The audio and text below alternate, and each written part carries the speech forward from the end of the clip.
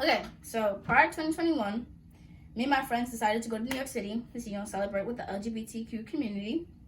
So we got to New York City and we decided we wanted to get drunk. So we went to the store, got a peach Amsterdam and got peach Snapple and decided to mix the two. Now, here's the thing. One thing about me, if you know me, every time I get drunk, I really, really have to pee. So we walked to the bakery and my friend needed to charge her phone. So we get to the bakery. She's plugging in her phone. I'm sitting there because there's a long line. I don't want to wait in this long line because I feel like that's going to make the anticipation grow, and I didn't want to, wait there. So I sat down. She's charging her phone, and then she's like, bro, just go pee because we're going to stay in here for a little bit before we go back outside. So I'm like, okay. So I stay in line. The line's really, really long. I get all the way to the front now, and I start slowly sliding down the wall. And I'm like, this can't be happening. This can't be happening. This can't be happening. And I slowly start peeing on myself, crouching down. Now, I'm crying only because my phone and my friend are all the way across the bakery. I don't want to scream her name and draw more attention to myself than there's already attention on me. This girl in front of me is like, are you okay? I'm like, no. And I don't know what to do. So the girl in front of me, she gives me like a tube top or whatever it was to cover myself. I went in the bathroom, cleaned myself up. My friend eventually came and she got me some shorts and it was still a lit time after, but yeah.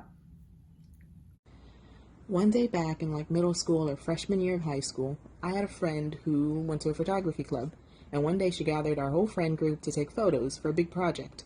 The first one was a big group shot. The second one was her and her girlfriend, that makes sense. And then at the end, she pulled me aside, solo, which was weird because we weren't really that fucking close. So I was like, whoa, what's happening? You didn't tell me about this before.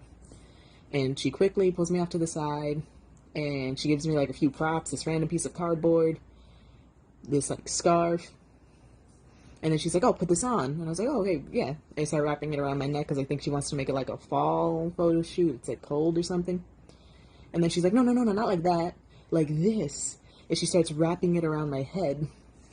And I'm like, why are you wrapping me like this? This isn't one of those, Gucci scarves. This is a big scarf that you don't really do that with that.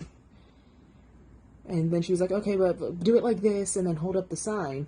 And I flipped the sign over to read it. And it said, stop the Muslim ban. And I quickly realized she wanted me to pretend to be a Muslim girl. And I didn't know how to feel about that. I ended up doing it anyway because we were buddies. She even plastered fake blood on me and everything and make me look like some wounded fucking protester. And to this day, I feel like I was used for my skin tone. Okay, so this one time we went to the freaking city and this guy just started going off. What the fuck? What's wrong with him? And then you saw this black guy, he started saying the N-word. I was like, what the fuck is wrong with this guy? And he started faces of my friend.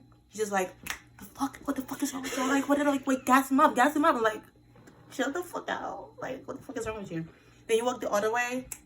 And then we started talking to the man, what the fuck just happened, right?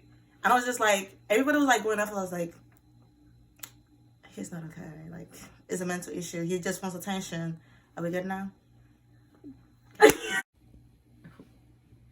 Okay, so this takes place my senior year of high school. I was at work, and my coworker and I were just messing around, and he shoves me from behind. He's about 6'3", about 100 pounds he has on me, and so my feet were positioned one in front of the other, so when he hit me from behind, I didn't really move forward, so he kind of lost his balance, and his shoulder rammed into the back of my head, and I saw black for about maybe 3 to 5 seconds, and then I had to immediately sit down. And then I was concussed from that incident, about 7 or 8 months. And fun fact, right now I cannot wear contacts because now my eyes reject contacts after the concussion. So I'm done. Okay. So I'm going to be talking about my sister and how she turned from something that I didn't really want to happen to the light of my life. So my mom first told me that she was pregnant. I was not the happiest camper at all. I was like, okay, because I was 16 at the time when she told me that.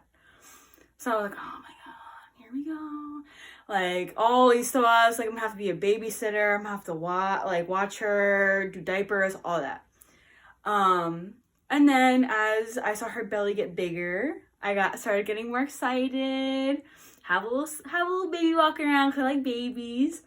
And then I found out that she was gonna be a Cancer. Very excited about that. I love Cancers. And when she was finally born, I instantaneously fell in love with her. She was the cutest little peanut, and now she's 3, and I couldn't be happier with her. She's literally like the apple of my eye.